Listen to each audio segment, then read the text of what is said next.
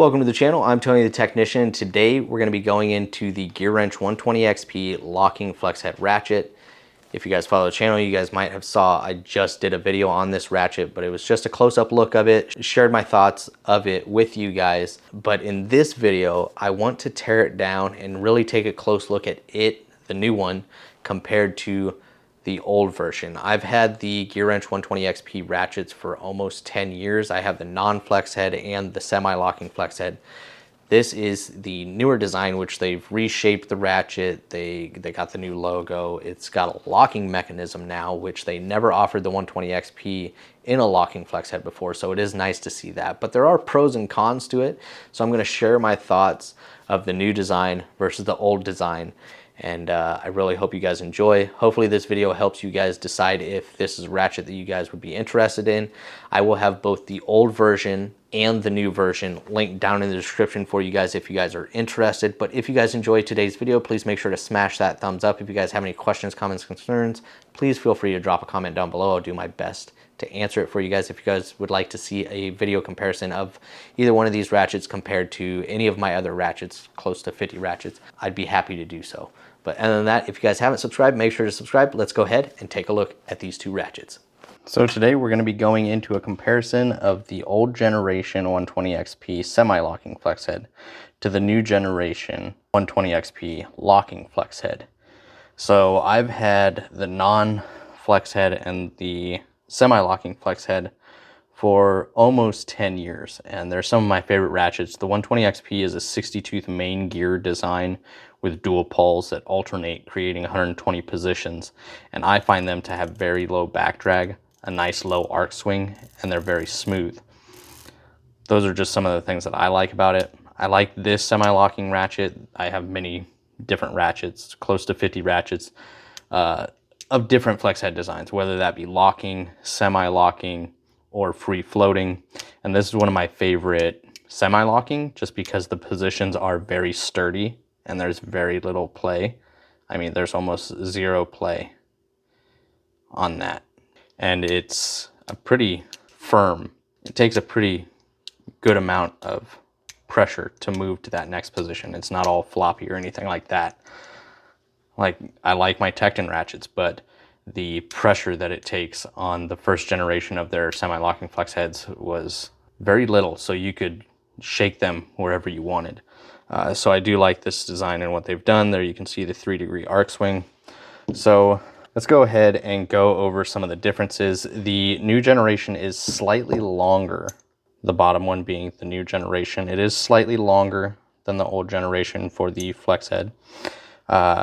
Here you can kind of see the handle design changes. Even at the base, it's got more of a rounded end than before. It's got a single cut here with the new gold coloring for Gearwrench instead of the dual.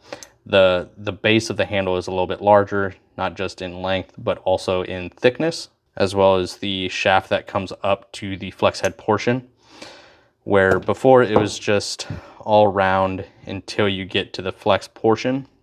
Then you kind of have this flat surface, where the new one transitions halfway up from round to a flat section here, and on the top that moves into the fork, and that is where the push button is located. The push button isn't spring loaded or anything like that. It's not a, it's not a push and release where you have to push it, hold it down like the Capri one, and then move it. It's when it's up, it's unlocked, and when you push it down, it's flush on both top and bottom, and it's locked in place. I like that. You can't bump it on anything. It operates very well.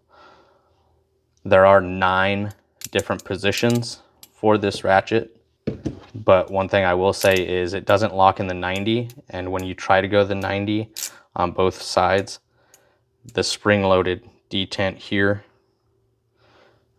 pushes it up to that first tooth, as you can see there. And so you can't lock it in this position.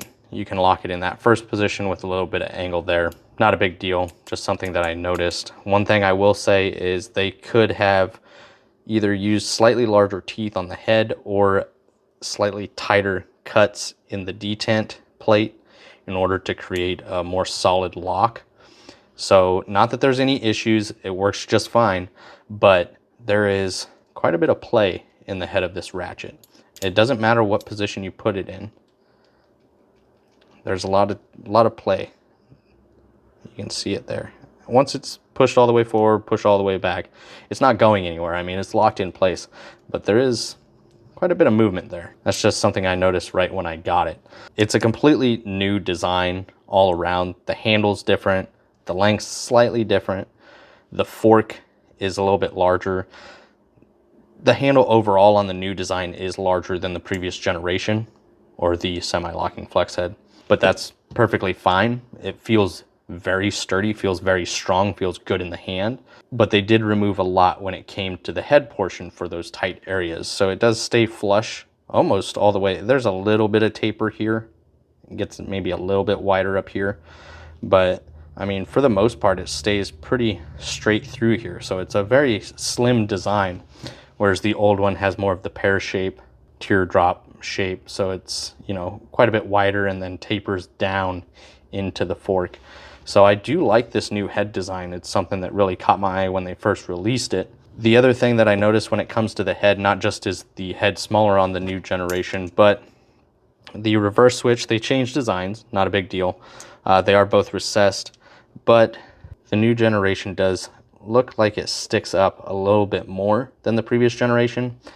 It's a pretty solid switch though. It's not, you know, extremely loose, so that's not really something that I worry about. So I'm not afraid of it bumping, even though it's got a little bit more height to it than the previous generation.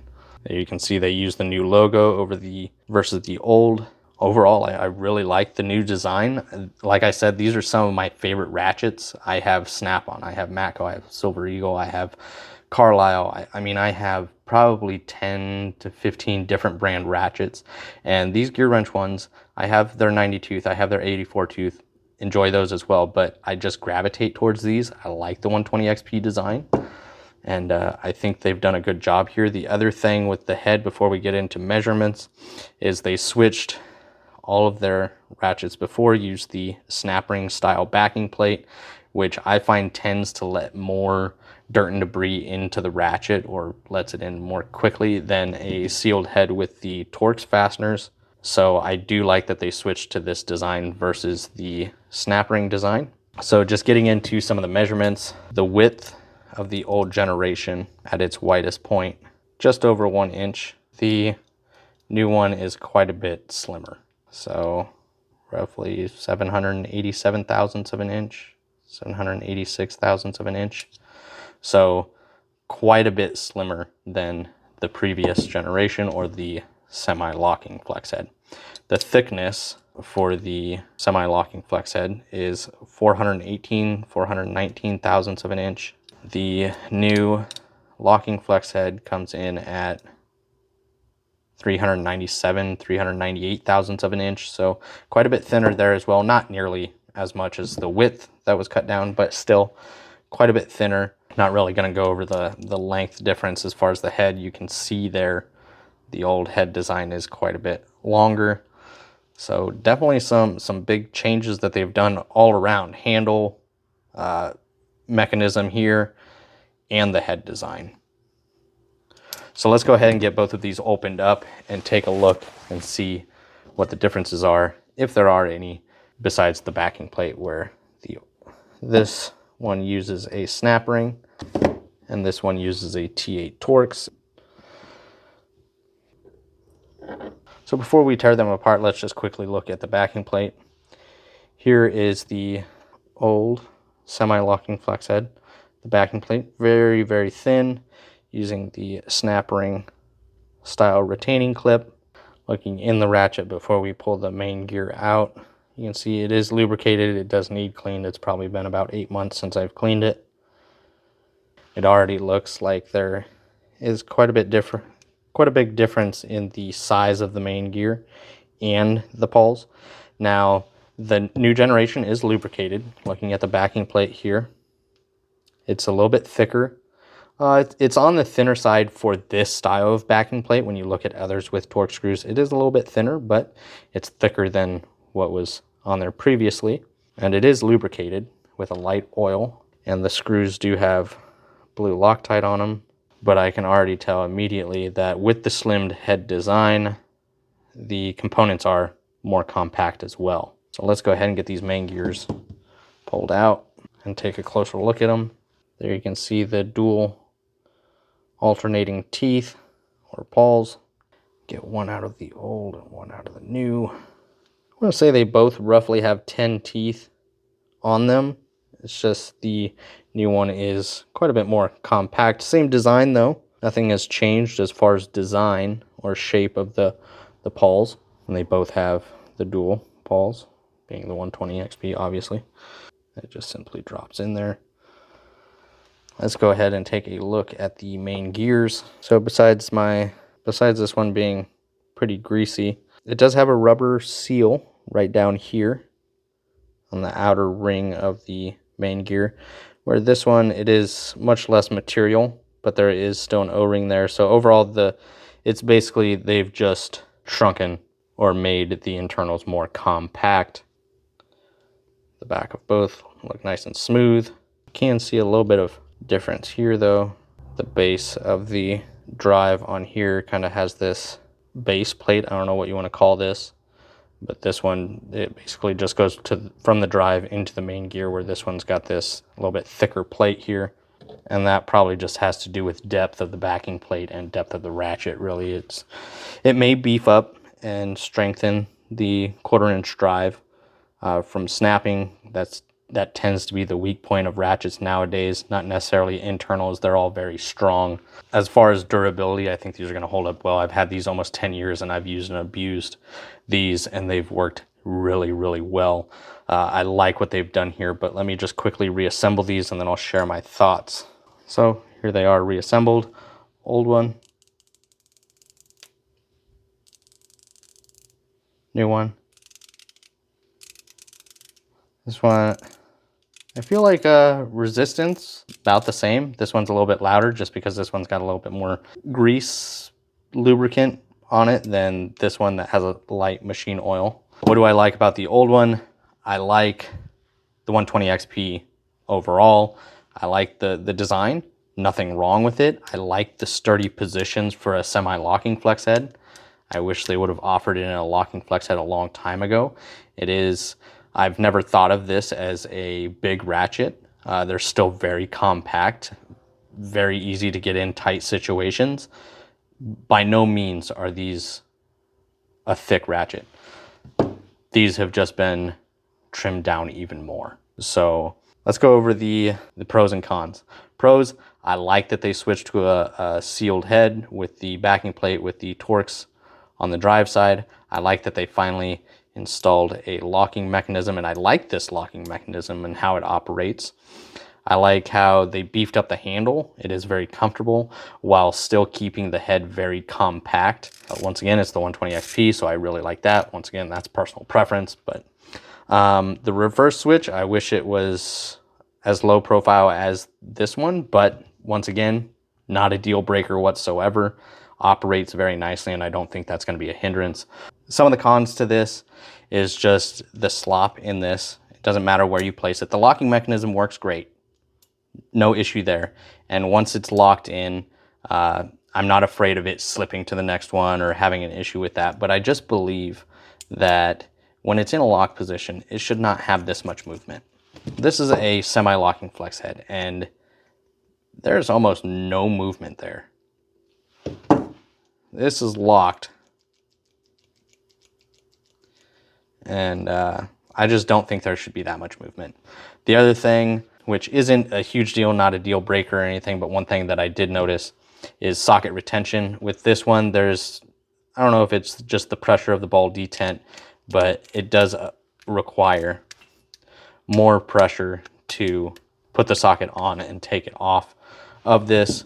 And I've used and abused these for many, many years, so it's not like, you know, a new impact where, you know, you go to put a new socket on a new hog ring impact or detent pin impact, and those can be quite difficult when first using them. But this one requires very, very little effort to install and pull off the socket.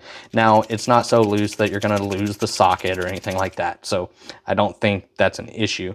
It's just one thing that I noticed is that the pressure of this ball detent, or maybe how much it protrudes from the actual square drive, maybe it's not quite as much as the previous generation. Those are just two things I noticed: the movement in the locked position and the effort it takes to install and remove the socket.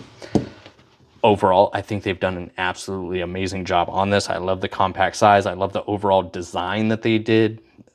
I love this ratchet. Used it for many years. I will continue to use it, but I have a ton of ratchets, and I'm gonna place this somewhere that I know I will basically force myself to use it, because I have so many ratchets that I just gravitate towards the ones that I've used for years, even when I get a new ratchet. So the 120XP being one of my favorite ratchets over the years, I want to make sure that I use this. So I'm actually probably going to either put this in my work truck and use it at work, or I am going to place this on top of here so it will remind me to use this one over the next few months, so I can give you guys a nice in-depth review of my thoughts on this ratchet over time and see how it's done. If you guys have any questions, comments, concerns about this ratchet or the previous generation, please let me know. I will have both of these linked down in the description for you guys, individually and sets probably, because you can get both of them individually or you can buy them in sets. You tend to save a little bit of money when you buy them in sets, but I think for $32 it's a great buy. Just wish this wasn't that sloppy. Overall, I don't think it's gonna affect the use or prevent me from wanting to use the ratchet. It's just a couple of things that I noticed. So if you guys enjoyed, make sure to smash that thumbs up. And if you guys haven't, make sure to subscribe, and I will see you guys next time.